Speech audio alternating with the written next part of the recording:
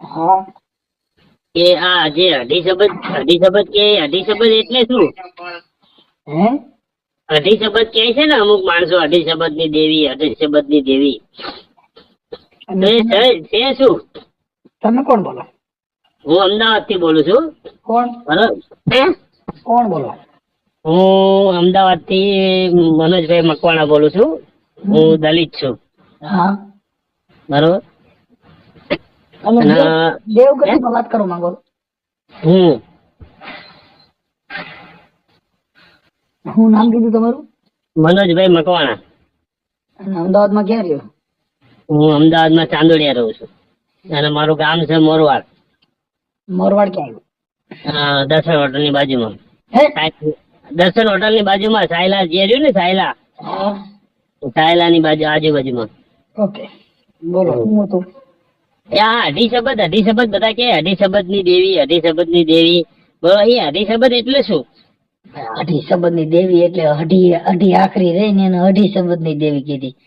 હા પછી અઢી આખરી એ તો ખ્યાલ જ છે મને. બરોબર કે એટલે અઢી શબ્દ ની દેવી. હવે અઢી શબ્દ એટલે શું? આ બધી મૂળ તમને બ્રહ્મમાં ઘાલેલા છે. અઢી શબ્દ એટલે પ્રેમ થાય. એ વાતે સાચી, પ્રેમ થાય. અઢી શબ્દ એટલે પ્રેમ. પ્રેમ વિના પાવત નહીં વલ્લલ કરો હજાર સદા તાવા કરો માનતાવું રાખો લાડવા ચડાવો, પણ પ્રેમ વિના પોગત નહીં.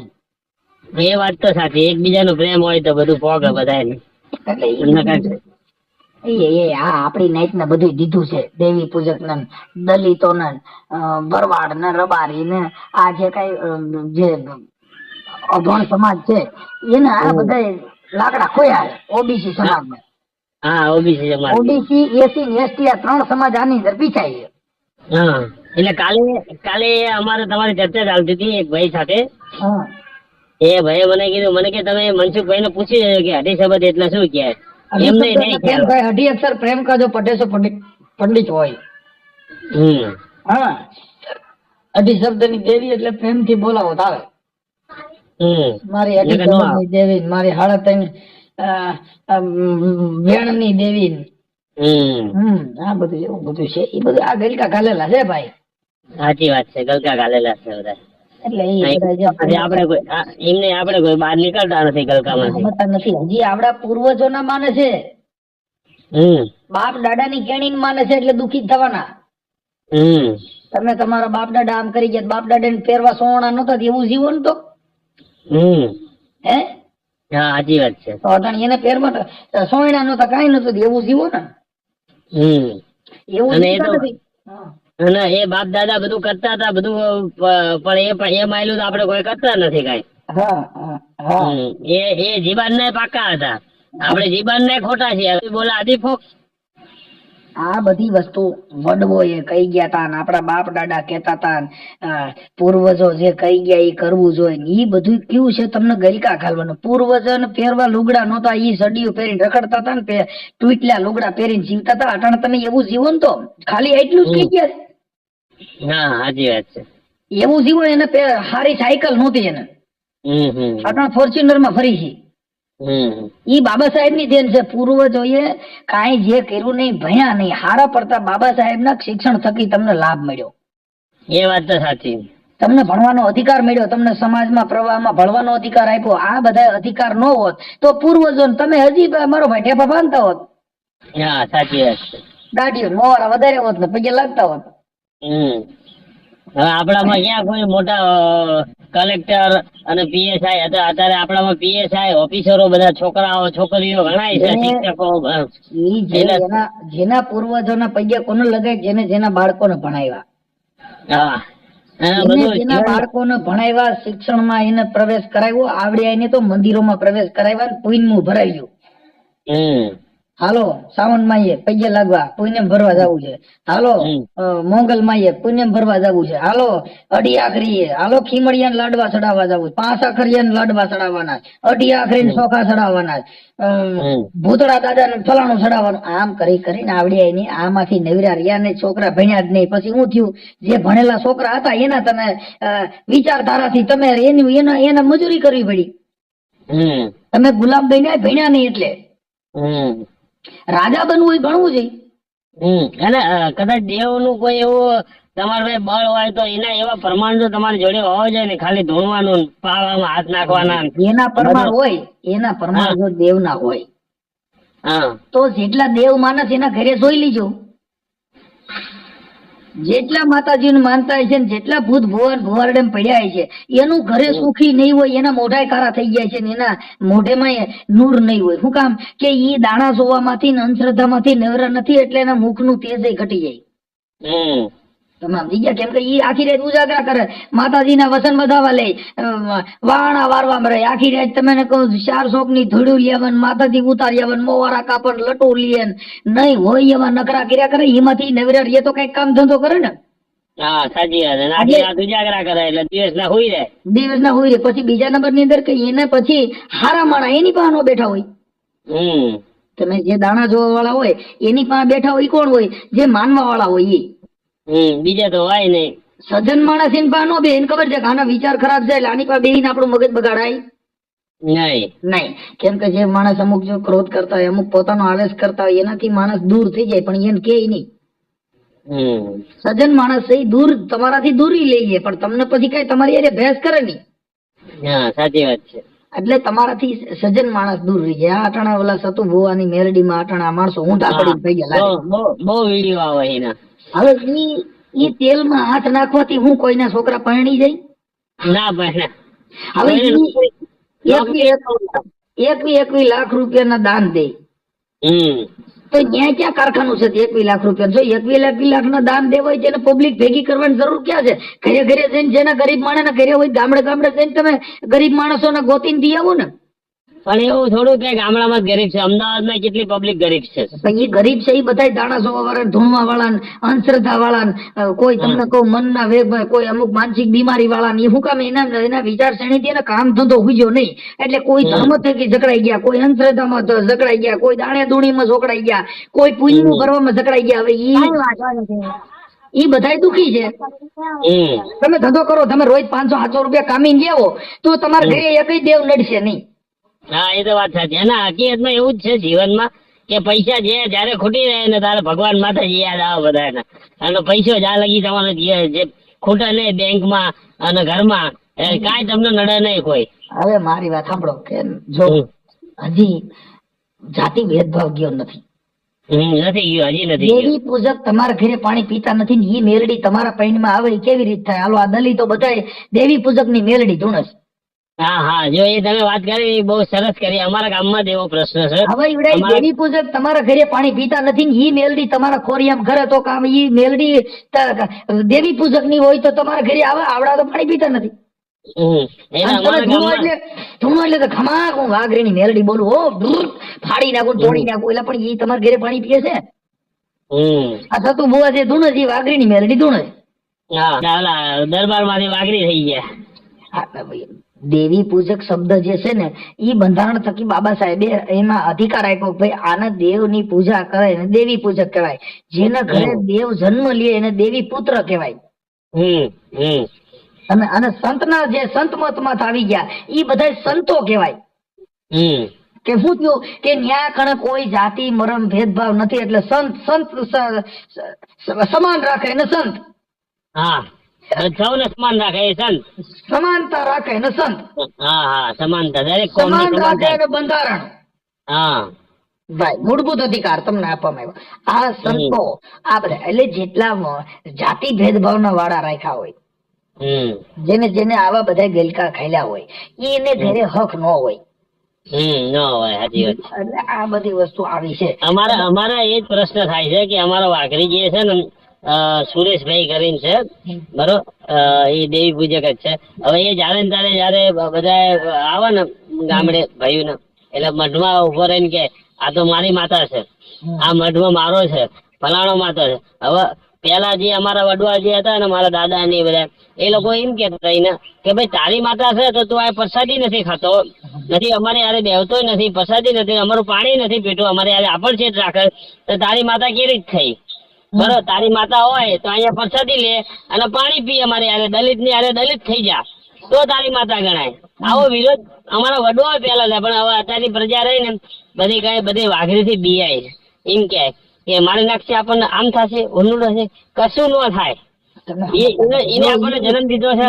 ઈ જો મારી નાખે ને એવી તાકાત એનામાં હોય હા તો ઈવડે કોક કલેક્ટર નો બને, ઈવડે કોક નોકરીએ નો ચડે. ઈ મૂળ તમને ડરાવે. હા ડરાવો તો મારી દેવી આમ કરી નાખે. જો ઈ દેવી કઈક કરી નાખતી હોય તો ઈ દેવી તમે બંગલા નો બાંધી.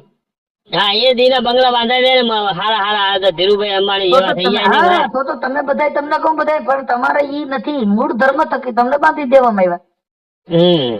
શું થયું?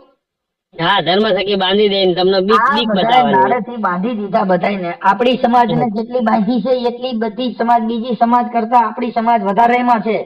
ના વધારે છે આપણી સમાજમાં. હજી તમે સુરેન્દ્રનગર જિલ્લામાં લઈ લો એટલે વણકર ને ચમાર ને વાલ્મીકી તમને કહું આવું બધું ગાયલું છે. હજી વણકર ને વાલ્મીકી એકાબીજા દીકરી દેતા નથી. હજી વણકર ચમાર માં એકાબીજા દીકરી દેતા નથી. એકાબીજાના સંસાર જુદા જુદા, બધાને દાટવાની જગ્યાએ જુદી જુદી. આ હું આ દેશની ક્રાંતિ આવે. સાચી વાત છે. તમારા હજી મહાણ જુદા છે. તમારા દાટવાના મહાણ જુદા છે. તરગારે નું મહાણ જુદું, વ્યાસ નું જુદું, બ્રાહ્મણ નું જુદું, પટેલો ના જુદા, દેવી પૂજક ના જુદા, સમાધિઓ જુદું, સામઠે ના મહાણ જુદા, ઢોલી ના જુદા. આમાં કેમ તમે આ દેશમાં મર્યા એની જગ્યા અલગ અલગ રાખી છે? આ દેશની હું તમે વિકાસ કરો. અમારે અત્યારે હાલમાં અમદાવાદ ની અંદર, આખા અમદાવાદ ની અંદર ચાંદોડિયા વિસ્તાર થી માંડી નારણપુરા, સેટેલાઇટ, જોધપુર, પછી ગોમતીપુર, અમરાઈવાડી, બધા ટોટલી અમદાવાદ આખા વિસ્તારમાં અત્યારે હાલમાં એક જ કોમની એકતા છે. કોની? એ રબારી સમાજની. કેવી કે એક રબારીના બચ્ચાનો કોઈ મર્યો કે કઈ પણ અણબનાવ થયો તો એના માટે છે ને એ લોકો આખી ટ્રક ભરીને રબારી આવી જાય. બરોબર. અને આપણી સમાજમાં કેવું કે સામાવાળાને ગમે તેવો ન્યાય હોય છતાં એને મૂળ માર મારવામાં આવ્યો હોય ગમે તે કારણ છે તો સમાજમાં કોઈ જાગૃત ન થાય. કોઈ પડખામાં એ માણસ ન ઉભા રહે. બરોબર. અને એ પછી સમાજમાં ભાઈ રેલીઓ રેલા કાઢે ને, એટલે એ ન્યાય માટે નથી કાઢતા, ગલવવા માટેની રેલીઓ કાઢે. હા સાચી વાત છે. આવામાં ન ઉભા રહે. જો ઉનાકાંડ ની અંદર જયારે અમરેલીમાં રેલી કાઢી ને ત્યારે કેસ થયો બધા ઘલાઈ ગયા પછી એક રેલી ન કાઢી. એટલે એ રેલી ન્યાય માટે ની કાઢે છે કે આવડે એની માથે ગુનો કરીને ગલવવાની કાઢે છે ને એ હજી મને સમજાણી નથી. એટલે અમે તો અહીંયા અમદાવાદમાં નાનપણથી મોટા થયા ને એટલે અમે રબારી સમાજની એકતા ભાવીએ. રબારી અને ભરવાડ. એ રબારી ભરવાડ પાસે એમ કે આપણે નાનો ભાઈ ને મોટો ભાઈ, એ લોકોને કઈક અંદરો અંદર થાય તો એ લોકો અંદર બીજી કોમની કોઈ આરે મગજમારી થાય તો એ પાછા નાનો ભાઈ અને મોટો ભાઈ એક થઈ જાય પાછા. ઈ ભલે ઓમ એમ એકતા હોય પણ ધર્મ થકી એક નથી. બધાના ભગવાન અલગ અલગ, બધાના દેવીઓ અલગ અલગ, બધાને એમાં વાડા વાળ્યું છે. શું કામ કે ઈ એમ ખાલી સમાજ પ્રત્યે સંગઠન હોય, બાકી ધર્મ થકી બધા જુદા જુદા. ધર્મ બધાને ધર્મ થકી જ બધાને અલગ અલગ પાડી દેવામાં આવ્યા. સમજી એક જ ધર્મમાં જો એકતા હોય તો ઇસ્લામી ધર્મમાં.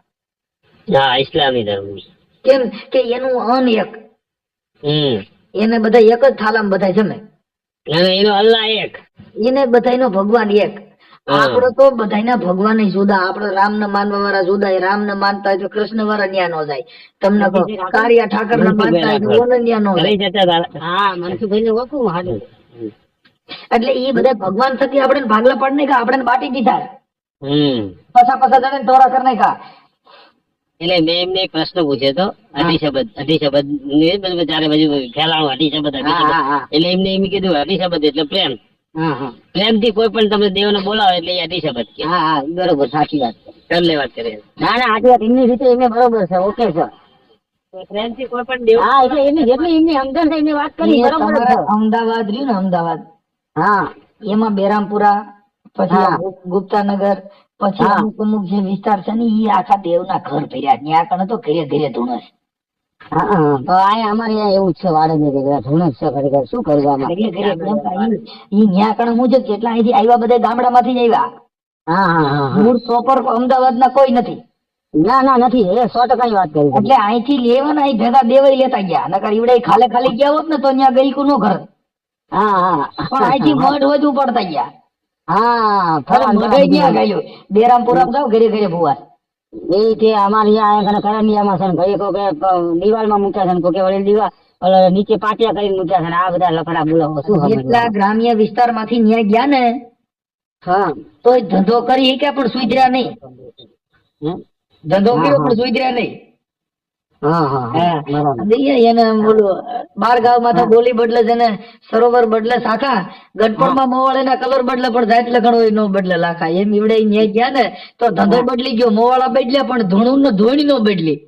ધોણી ની રે ખીમડિયા ની, અઢી આખરી ની, બોડિયા ની, પાંચ આખરીઓ લાલબાઈ ફૂલબાઈ ને ઝોપડી ને ઝાપડી ને. અરે પણ ભાઈ કાંઈ આશરે દેવ અને આવડ્યા ને ઘરે જીને ઘરે દેવ છે ઈને ઘરે જ બવાડા પાછા. જેટલા માણસ છે ને ઈને ઘરે જ બવાડા. હવે મનસુખભાઈ એક થોડી તમને નમ્ર વિનંતી છે કે જે અમારા ભાઈ જે મારા જોડે ઉભા ને બાજુમાં, એમને થોડો પ્રોબ્લેમ છે સંસારિક રીતે. હવે એમના એવું છે કે એમના આર્ય સમાજમાં મેરેજ કર્યા હતા. આર્ય સમાજમાં બોલે? આર્ય સમાજમાં લગ્ન કર્યા હતા. સર્ટિફિકેટ આપ્યું હતું એનું. હવે મેં લગ્ન કર્યા પછી એમનો વાઇફ છે ને ખાલી તમારા જોડે કેટલા મહિના રહ્યા? 5-6 મહિના રહ્યા. પછી એમના મમ્મી પપ્પા ની છોકરીને લઈ ગયા કે એને વાય આવે છે એમ કરી અને આજે કમસે કમ 4-5 વર્ષ થયા. હવે એ લોકો નથી મોકલતા, જવાબ દેતો નથી કોઈ પ્રમાણે. અને એ લોલિયા ના છે નહીં? ધંધુકા પાસે લોલિયા ગામ રહ્યું ને ત્યાં આગળ જાય ને લોલિયા ની બધું આવે. અને એમનું રહે છે અમરાવાડી. હવે આ પ્રશ્ન કોઈથી સોલ્વ થાય એવો નથી. એ કુટુંબ વાળા નથી સોલ્વ થયો. એ માણસ છે ને ભાષા રાખી અલગ બોલો, ભૂંડા જ બોલવા માંડે. જે જાય ને એની ભૂંડા જ બોલવા માંડે.